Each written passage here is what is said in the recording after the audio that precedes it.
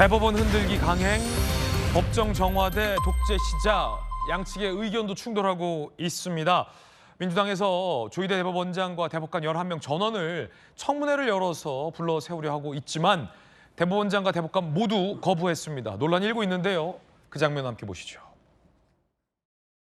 헌법과 법률을 들먹이며 청문회 불출석을 말하는 것 자체가 헌법과 법률 위반입니다. 비겁합니다. 보십시오. 세 줄짜리입니다. 세 줄짜리, 네 줄짜리. 세 줄로 쓰기에 민망했던지 폰트를 늘리고 자간을 늘려서 억지로 5줄짜리로 만든 대법관도 있습니다.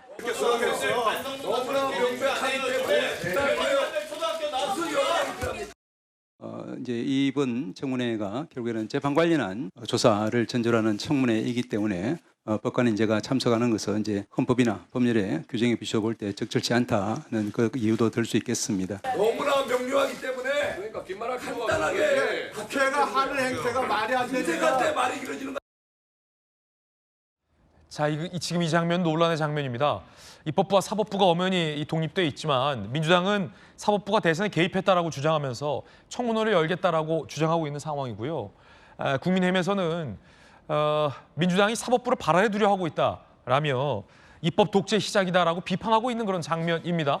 오늘 아마 전문가들 사이에서도 치열한 토론이 예상되는데 의견 한번 들어보겠습니다. 먼저 법조인이신 김광선 변호사님 어떻게 보십니까? 이재명 후보에게 공직선거법 유죄를 판단하고 파기환송한 것, 그 이유로 대법원장과 대법관 전원이 청문회에 불려 나와야 하는 상황, 조금 전에 보신 상황인데 적절하다고 보십니까? 아니, 저는 일이 있어서는 안 되죠.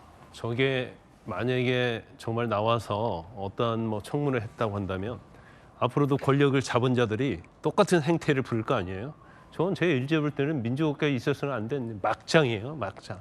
그냥 가능성을 따지는 게 아니고 막장에도 볼 수 있고, 그 정청래 사법위원장이 그런 말 하더라고요.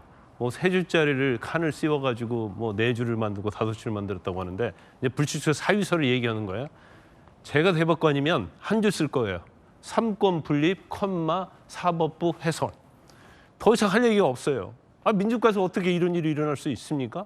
본인들에게 불리한 재판을 했다고 해서 물론 이례적인 신속한 재판이긴 하지만 조희대 대법원장이 혼자 결정한 게 아니잖아요. 12명의 대법관들이 해서 협의해서 기록 검토해서 낸 결정 아닙니까? 근데 어떻게 대법관의 어떤 대법원에 자기들이 불리한 걸 했다고 그래서 청문회를 하고 지금 법사위 소유에 지금 특검법 발의되어 있는 거 아니에요? 그러면 입법권의 어떠한 국회의 다수당을 점하고 있다는 걸 가지고 무소불위의 그러한 행태를 지금 보이고 있는 거예요. 사실 이게 이번이 조기 대선이 아니고 그냥 전에 치렀던 정당한 대선이면 이 대선은 볼 것도 없습니다. 그런데 비상계엄 탄핵의 어떤 대선이다 보니까 더군다나 아주 국민의힘이 무능하다 보니까 저런 행태를 보여도 여론조사에서는 이재명 후보가 아주 잘 나오는 거예요. 있을 수 없는 일이죠. 하지만 그에 대한 책임은 제가 볼 때는 윤 전 대통령이랄지 국민의힘의 책임이 분명히 있다는 걸 말씀을 드리지만 아무리 그렇다 하더라도 해서는 할 일과 해서는 안 될 일이 있는 거예요. 저건 헌법과 법률 위반의 행태를 지금 보이고 있는 거고 양심을 저버린 행위다 이렇게 봐요. 저는 해도 과도하다 이렇게 봅니다. 네, 김광선 변호사님 의견입니다. 이번에 홍익표 대표의 의견 궁금합니다.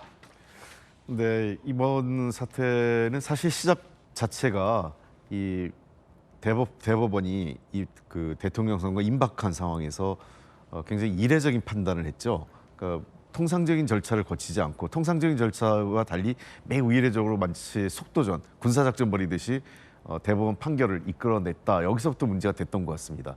여러 가지 의혹이 생긴 거죠. 특히 2심의 원심을 그대로 유지하는 거였다면 좀 빨리 할 수도 있다 이런 여론이 있었지만 대개 원심을 뒤집고 파기환송할 경우에는 상당한 법리적 논쟁이나 그에 대한 그 내부적인 토론이 있어야 되는데 그런 과정이 거의 생략된 것 아니냐.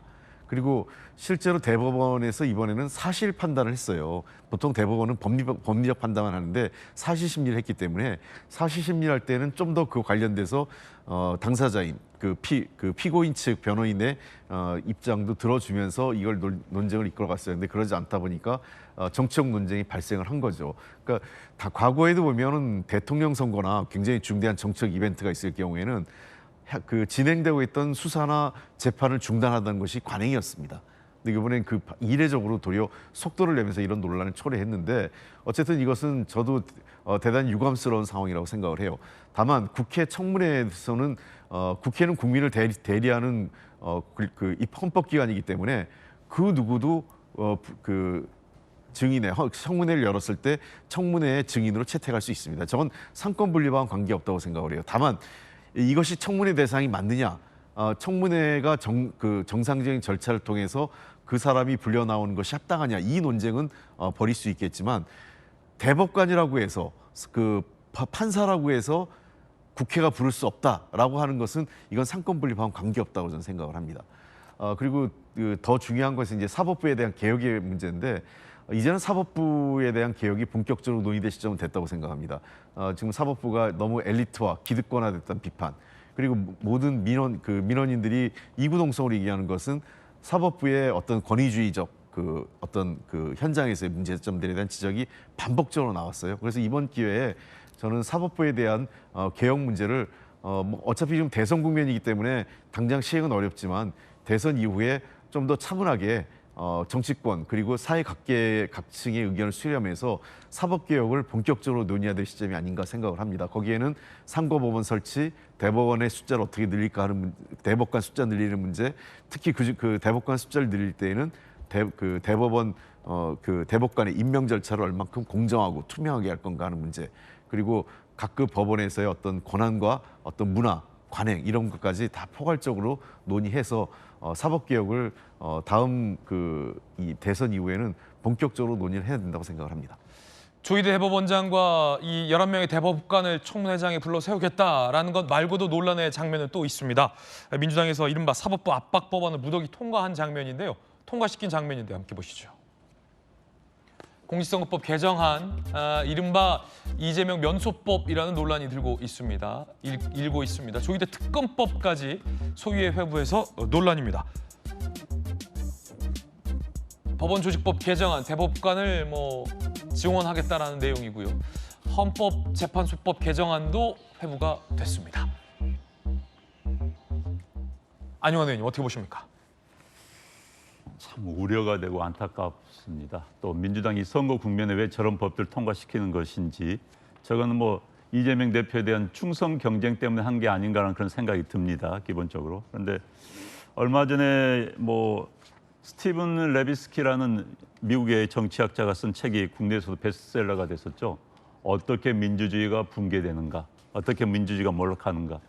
아마도 그 교수가 책을 다시 개정판을 내게 된다면 한국의 케이스가, 지금 현재 한국 케이스가 중요한 사례로 들어가지 않을까 싶습니다.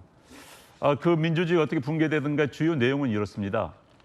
국민이 선출한 지도자가, 선출한 권력이 스스로 내부에서 민주주의를 붕괴시키는 과정을 지난 200년 동안의 민주주의 역사를 통해서 많은 사례들을 제시하고 있습니다. 우리가 이제 그 중요한 사례가 하나가 되지 않을까 저는 굉장히 우려가 되는 것이지요.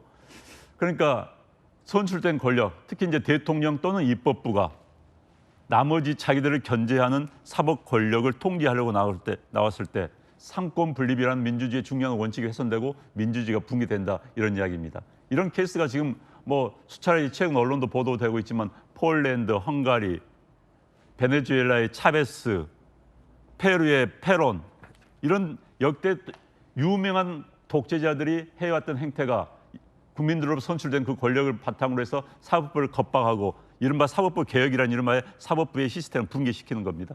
지금 민주당의 저 법들은 모두 누굴 1인, 이재명을 위한 1인을 위한 법입니다. 자, 대법원 수를 늘린다? 왜?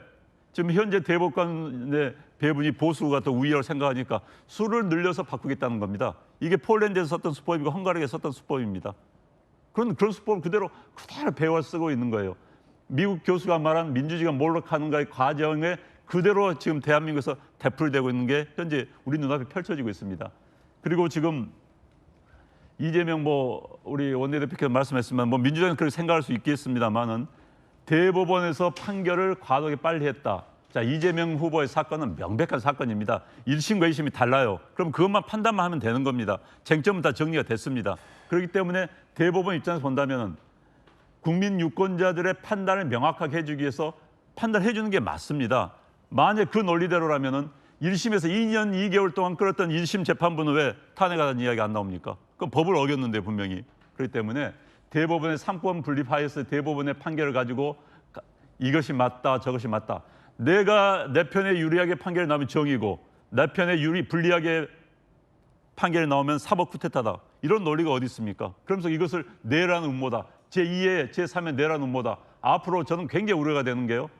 지금 앞으로 이재명 후보에 대한 반대되는 또는 그런 행동과 논리가 나올 때 또 대통령이 혹시 된 다음에 그런 논리가 나오면 내란 음모라고 그렇게 할 가능성이 매우 높습니다. 또 내란 특검을 만들 겁니다. 이건 아니죠. 민주주의가 붕괴되는 모습을 국민 여러분께서는 지금 눈앞에서 보고 있습니다. 그리고 이게 민주당에서도 선거에 유리하지 않습니다. 저는 무리수를 둘 필요가 없는 거예요. 저는 저런 무리수가 아마도 지도부의 또는 특정 법사위원장의 충성 경쟁이 아닌가 하는 그런 생각도 해봅니다. 그러나 저건 아닙니다. 저건 상식을 벗어난 행위입니다. 안용환 의원님의 의견 전해드렸습니다. 이번에 성춘 정치부의장의 의견 궁금합니다. 예, 보통 상권 분립 하잖아요. 그래서 사법부를 지금 뭐 아래에 두려는 것 아니냐 이런 말씀을 하시는데 이번 그 조희대 대법원장이 이끌었던 이 과정들을 봤을 때 민주당의 입장에서는 오히려 이것이 상권 분립을 흔드는 것 아니냐라고 보는 겁니다. 왜냐하면은 사법부가 뭔가 입법부와 행정부의 정치 영역에 뭔가 개입한 것 아니냐, 선거에 개입한 것 아니냐라는 의구심을 지울 수 없는 상황이기 때문에 그것을 바로잡아야 된다고 이야기하는 거예요. 근데 저도 사법부의 독립성, 중립성 매우 중요합니다. 이거는 지켜져야 됩니다. 근데 사법부가 입법부와 행정부와 달리 선출되지 않은 권력이거든요. 이 사법부가 만약에 그러면은 잘못했을 때 여기도 그렇다고 해서 성역은 아니거든요. 사법부가 뭔가 법을 어긴다거나 뭔가 잘못된 행위를 했을 때 이들에 대한 이런 교정이나 그 수정하는 것은 어떻게 할 것인가 이거에 대한 논의를 해야 돼요. 그래서 저는 그 아까 홍 대표님께서 말씀하신 것처럼 사법부 개혁에 대한 필요성은 저희 당뿐만 아니라 국민의힘에서도 알고 있을 겁니다. 그러면은 저희가 이런 안을 내놓는다면 그럼 국민의힘은 다른 안을 내놓으면 되는 겁니다. 사법부 개혁은 그런 방식으로 하면 안 된다. 그렇게 한다면은 사법부의 뭔가 독립성이 침해될 수 있으니 이런 식으로 개혁해야 된다는 사법부 개혁안을 좀 갖고 왔으면 좋겠어요. 왜냐면은 사법부 개혁안에 대해서도 제가 기억하는 거는 그 문재인 정부 때 문재인 대통령이 대통령 개헌안을 발의했을 때 그때도 사법부 개혁에 대한 다양한 내용들이 있었는데 그때 국민의힘이 뭔가 그 개헌안에 대해 논의할 의지가 없었기 때문에 다양한 이 의견들이 담기지 못하고 결국 통과도 안 되고 끝나버렸어요. 그렇기 때문에 저는 이런 사법부 개혁에 관련해서 민주당이 다양한 이야기를 내놓고 있다면 뭐 한 가지만 얘기하면 대법관 증언하는 것도 예전부터 나오던 얘기입니다. 지금 대법관이 너무 적기 때문에 대법관 수가 너무 적어서 뭔가 3심까지 온 판결을 제대로 이행하지 못한다라는